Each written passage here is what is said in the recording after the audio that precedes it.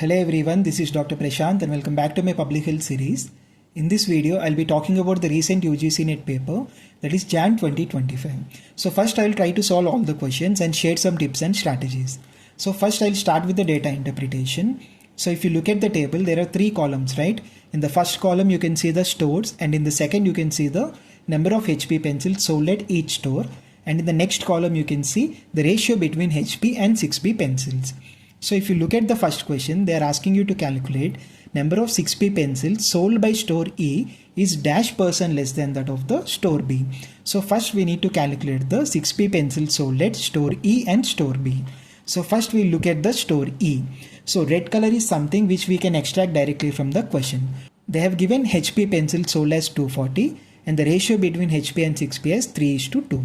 So once you know the ratio between HP and 6B, you can easily calculate the total number of pencils sold. Okay, that is 3 divided by 3 plus 2, that is 5.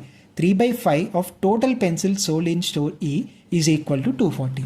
So if you solve this, you will get the total pencils as 400. So now subtract the HP pencils from the total pencils. So you will get the 6P pencils sold by store E. So that is 400 minus 240 will be 160. So now coming to the next part, we need to calculate again in the similar way. 6 by 5, that is 6 by 11 of total pencils in store B is equal to 480. So the total pencils will be 880. Okay. So now subtract HP pencils, that is 480, from the total pencils, that is 880. So 880 minus 480, that is equal to 400. So 400 is the 6B pencil sold by store B. So in the question they are asking you to calculate number of 6B pencils sold by store E. So how many did store E sold? 160. So 160 is equal to how much % less than that of store B? So store B has sold around 400. So 160 is equal to 400 minus X % of 400. So if you solve this, you will get X value as 60%. So now coming to the next question, if out of the number of 6P pencils sold by B and C, 40% and 20% defective 6P pencils respectively are written by the customers. So what is the total number of actual pencils sold by store B and C? So now they are talking about store B and C. So first look at the store B. We have already calculated in the first question, right? So we don't need to calculate again. Total sold is 880, HP 480 and 6P 400. That's clear. So now coming to store C, we need to calculate again it in the similar process. Okay. So 4 divided by 4 plus 1, that is 5. 4 by 5 of total pencils in store C is equal to 400. So if you calculate this, total pencils will be 500, and if you subtract HP from total, that is 500 minus 400, 100 will be the 6P pencil sold by store C. So now let's talk about the defective pieces. So they have mentioned in store B, 40% of 6P pencils are defective. So in store B, total 6P pencils are 400. So 40% of 400 will be 160 defective pieces. And in store C, they mentioned 20% are defective. So 20% of how many 6P pencils are in store C? That is 100, right? 20% of 100, that is equal to 20. So total defective pieces in both store B and store C will be 160 plus 20, that is 180. So now they are asking you to calculate the total number after excluding the defective pieces. Okay. So total should be 880 total sold in store B and 500 total sold in store C. So that will come around 1380. So out of 1380, there are 180 defective pieces, right? So 1380 minus 160 plus 20. So that will be 1380 minus 180. So the answer should be 1200. Okay. So now coming to the next question, they are asking you to calculate what is the average number of 6P pencils sold by store A and store E. So for that, first we need to calculate the 6P pencils sold at store A and store E.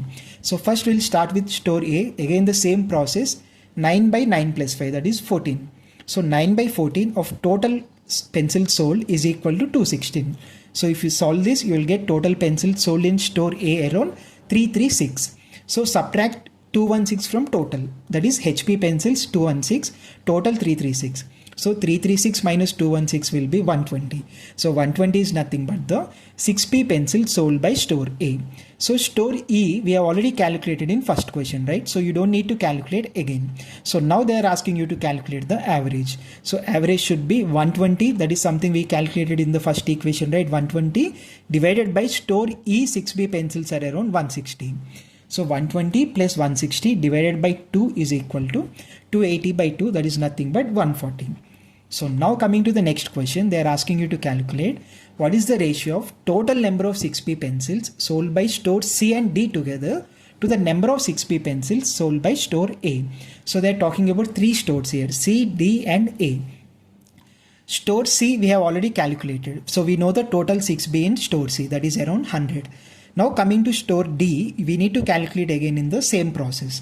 We know the ratio, right? 3:1. So that is nothing but 3 by 4, that is 3 by 3 plus 1 multiplied by total 6b in store D is equal to 300. So if you solve this, total pencil should be around 400, and if you subtract HP from total, you will get the 6b. So that is 400 minus 300. The answer should be 100.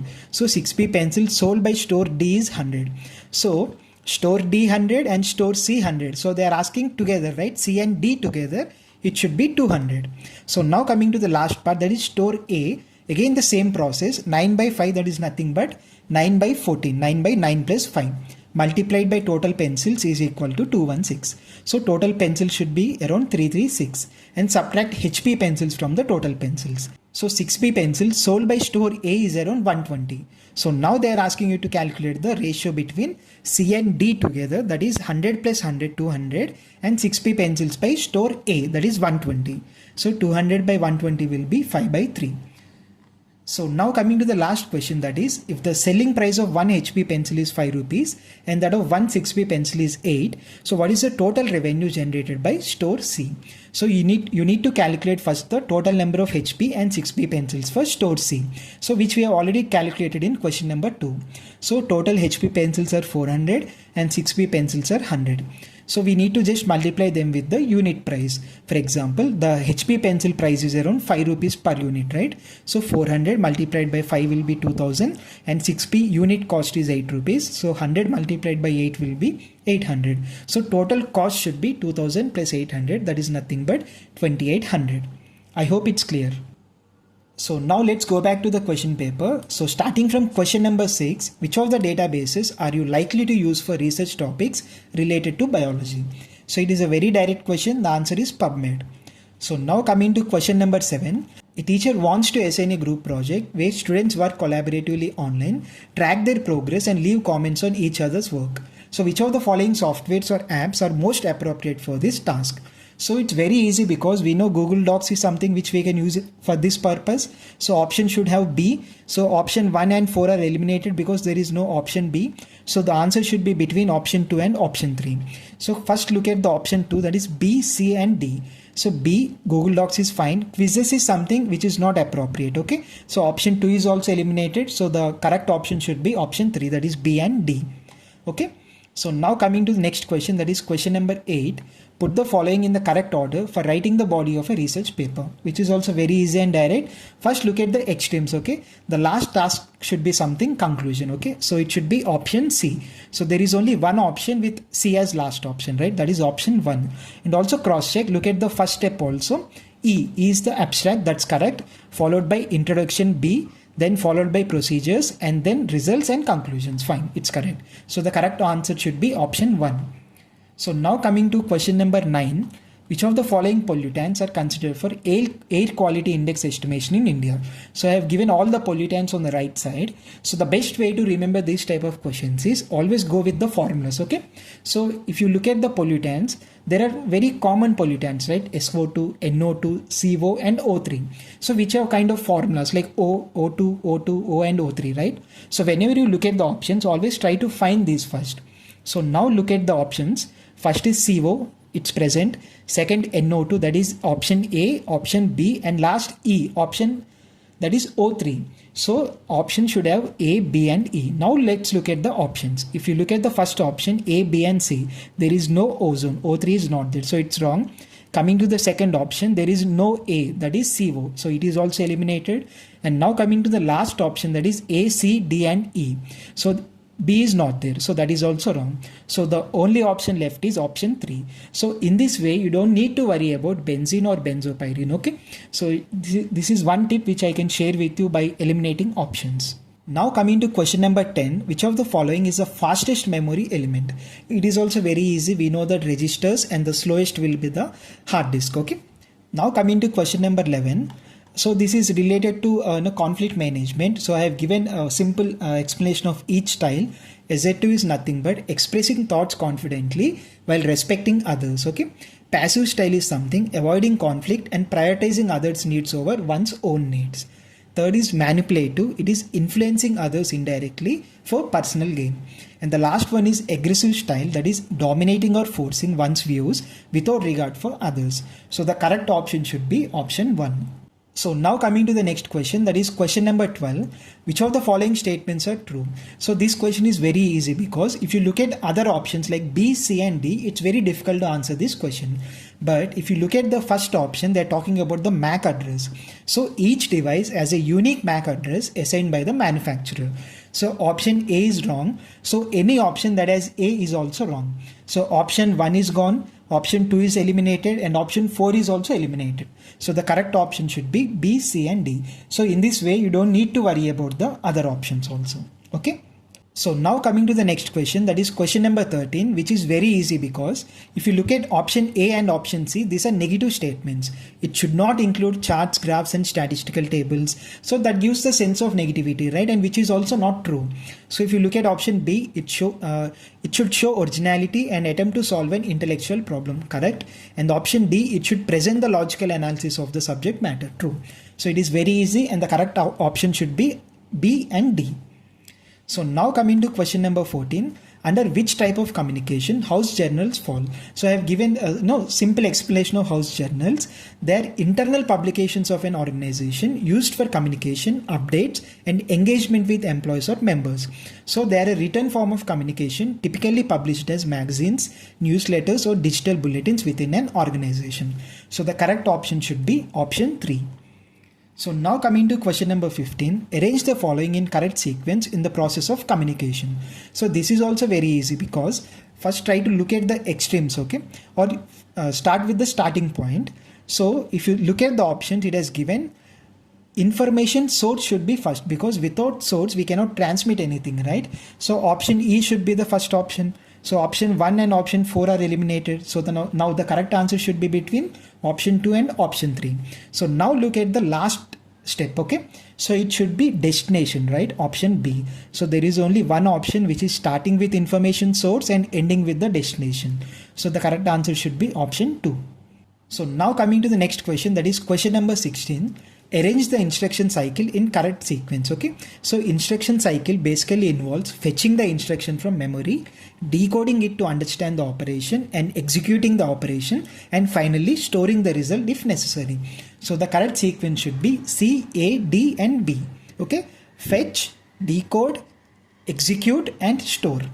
So now coming to the next question, that is question number 17, which is a numerical question, and it's very easy because they have given two numbers are in the ratio of 5:6, and if 8 is subtracted from each of the numbers, the ratio becomes 4:5. Find the two numbers, okay? So let's assume x and y. So first equation should be x by y, the ratio is given as 5:6, right? So x should be 5y by 6, clear? Okay.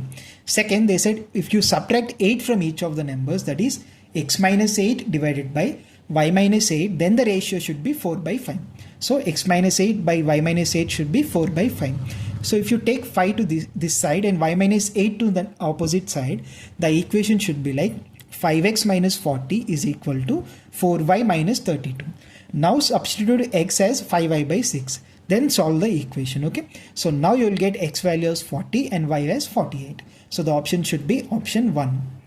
So now coming to the next question, that is question number 18, which is also a numerical question, and it is also easy. If the arithmetic mean of x and 1 by x is k, calculate the mean of x square plus 1 by x square.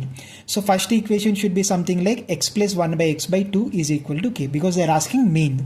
Second equation should be x square plus 1 by x square divided by 2, and they are asking you to calculate that part, okay? So for first equation, that is x plus 1 by x by 2, we will apply squares on both sides, okay? So it should be something like x plus 1 by x whole square by 2 square is equal to k square.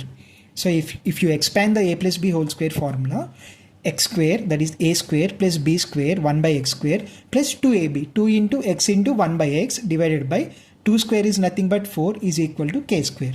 So now the equation becomes x square plus 1 by x square, and 2 into x and x get cancelled and it should be 2 is equal to 4k square.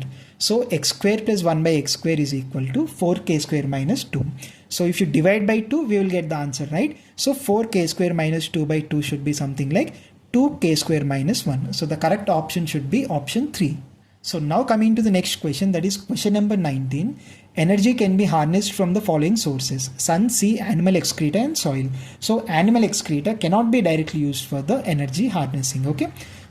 And now coming to the next question, that is question number 20. On the right side I have mentioned Auguste Comte is the father of sociology, and Darwin we know theory of evolution, and he belongs to biology discipline, right? So A should be 4 and B should be 1. So the correct option should be option 4. And now coming to the next question, that is question number 21. The topology in which each communicating device is connected to a central node is called as its star topology, okay? So I have given small information related to ring, bus and mesh also. Please go through them. And now coming to next question, that is question number 22. The Buddhist women monks and learners were held as Bhikshunis, because the male monks are called as Bhikshus and females as Bhikshunis, okay? So they become Buddhist monks following strict religious rules and living a life of meditation and study. So now coming to the next question, question number 23. Which of the following are examples of paralanguage? So paralanguage refers to the non-verbal elements of speech such as tone, pitch, volume and speaking speed, which convey meaning beyond words. So in the given options, option C and D are not relevant, right? Personal space and eye contact. So the correct option should be option 1, A, B and E. And now coming to next question, that is question number 24. You need to be thorough with syllogism to answer this question. So please go through logical reasoning and then you will be able to understand this question. For time being, the correct answer is the middle term appears as predicate in the major premise. So now coming to question number 25. This is also a numerical question, but it is also very easy. A student took 5 papers in an exam where the full marks were same for each paper. His marks in these papers were in the proportion 6, 7, 8, 9 and 10. In all the papers together, he obtained 60 marks of the total. Then the number of papers in which he got more than 50% marks is. So in order to calculate, let's assume the ratios as 6x, 7, 8, 9 and 10x, okay? So they have given very clearly he obtained 60 marks of the total. Once you add all these things, that means 6x plus 7x plus 8x plus 9x plus 10x is equal to 60% of total marks, that is total T. So that should be 40x is equal to 60T by 100. So x is equal to 3T by 40. So now they are asking you to calculate then the number of papers in which he got more than 50%. For that you need to do one thing.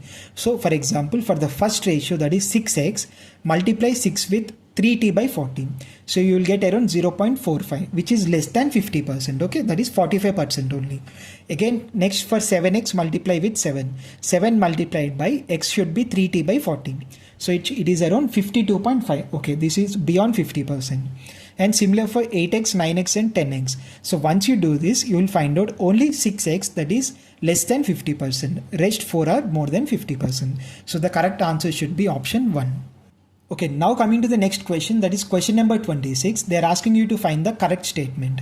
In the first option, that is option A, the government of India has in the year 2024 allocated 6% of GDP to education, which was wrong because that 6% was the target set by the National Education Policy 2020. But in reality, in the budget 2024, original allocation was only 0.38%. So any option, that is A, is eliminated now. So option 2 is eliminated and option 4 is also eliminated. So now we are left with only option 1 and option 3. Now look at the last option, that is the Sustainable Development Goal 4 pertains to education. It is very easy and it's correct. So option should have E. So if you look at the option 1, B, C and E, and the option C, that is B, C and D, there is no E in the option C. So option 3 is also eliminated. So the correct answer should be option 1, B, C and E. So now coming to the next question, that is which of the following is the first university established in 1951? It is SNDT University, Mumbai. So I have given information related to it on the right side. Please go through it. So now coming to the next question, arrange the following education committee chronologically. So I have given the years for each committee. So based on that, the correct answer is BEDAC. Okay, option 2. And now coming to the next question, that is question number 29. It is also related to syllogism. Okay, it refers to the concept in syllogistic logic in Indian philosophy, particularly Nyaya. So it means the absence of the middle term in the conclusion. So please go through the logical reasoning so that you can answer these type of questions. So now coming to the next question, that is question number 30. Which of the following methods would apply to field research? Field research is a process of collecting primary data directly from real world settings through observations, interviews or surveys. So the correct option should be option 3, that is personal interviews.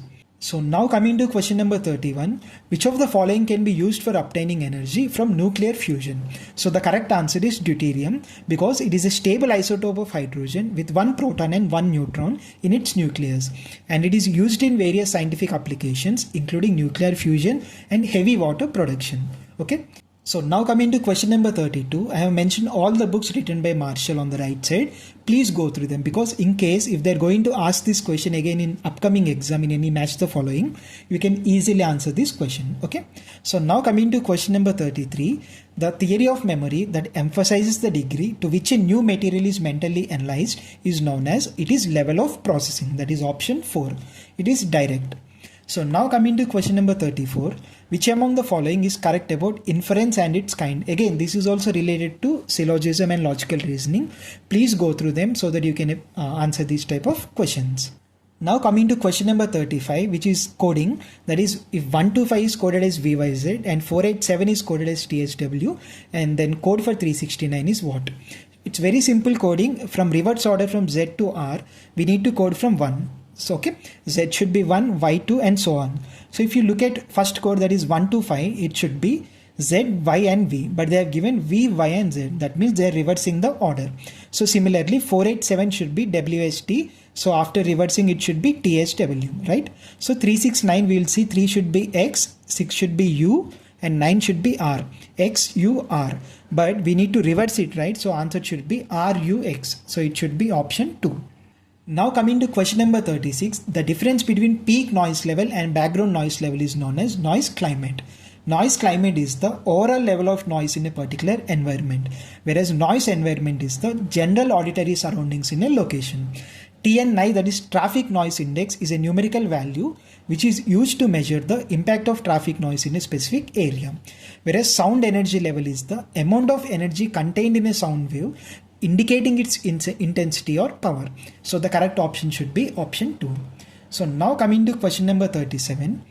In the light of perception according to Vedanta, which among the following are correct? So this is also straightforward theoretical question. You need to go through all this Indian philosophy, Indian school of logic, all these things to answer this type of questions. Okay, but to simplify for time being, manas or manas is nothing but it is responsible for processing sensory information and responding to external stimuli. So it connects with the external world through 5 senses, that is sight, hearing, touch, taste and smell. So option D should be false and option E should be correct, right? In perception, the manas or manas goes out to the external object through the senses. And now coming to next one, that is antakarana. It refers to the inner instrument or mental apparatus comprising the mind, that is manas, intellect, buddhi, ego and memory. So which together shape our perception and experience. So the correct option should be B, C and E. So you need to be very thorough with syllogism, Indian school of logic, Indian philosophy, all these things to answer this type of questions. Okay. So now coming to question number 38. It's a match the following, and I think it's a very straightforward question, and if you are aware of it, you can easily answer this. But for time being, I'll just show the options. A2, that is Jatra, is nothing but the Bengal's state folk form, and Bhavani is nothing but 4, that is Gujarat. C, Yakshagana is nothing but for C, it is Karnataka, and Povada is for D, that is Maharashtra. Okay. Now coming to the next question, that is question number 39. Ozone hole appears over Antarctica in the month of September and it gets depleted by the month of December. So this occurs due to the depletion of ozone in the stratosphere, primarily caused by human-made chemicals like chlorofluorocarbons. And now coming to the next question, that is question number 40. If you look at the options, the first option, that is Vid or vide, it is a Latin term which means see or refer to. Second is opero citato, it is a work cited. Next is id or idim, which is nothing but the same. Okay, so the correct option should be option 4. And now coming to next question, that is question number 41. It is very easy. If you look at the first option, that is average, it should be total of all the values in the range divided by number of values in the range. So A should be 4 and there is only one option which has A as 4. So the correct option should be option 2. And now coming to the next question, that is question number 42, which is on family relations or tree. So it is very easy to calculate this, but I have one query related to options. So if you look at option 3, they have given B, C and D.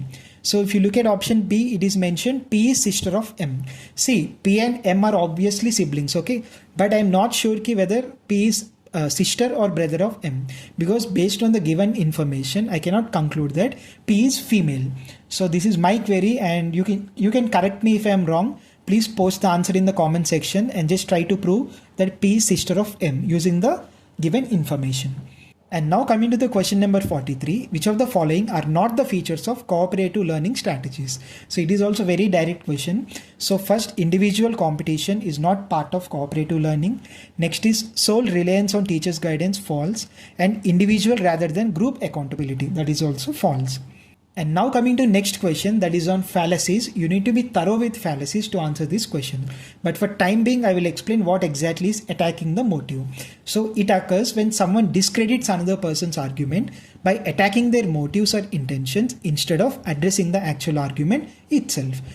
Now coming to the next question, that is question number 45, which is on permissive classroom management. So what exactly is it? A permissive classroom management style is where the teacher is lenient and allows students a lot of freedom. So there are few rules or consequences and the teacher tends to avoid being strict or controlling. So the correct option should be option 3. And now coming to questions from 46 to 50, we know it's a passage or comprehension and which is very easy and you can get 5 out of 5 in this section. So now let's talk about some interesting points.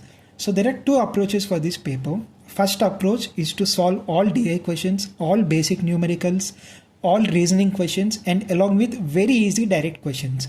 So if you follow this approach, you will get around 27 questions correct in first attempt. And still you are left with 23 questions to solve in the later part of the exam.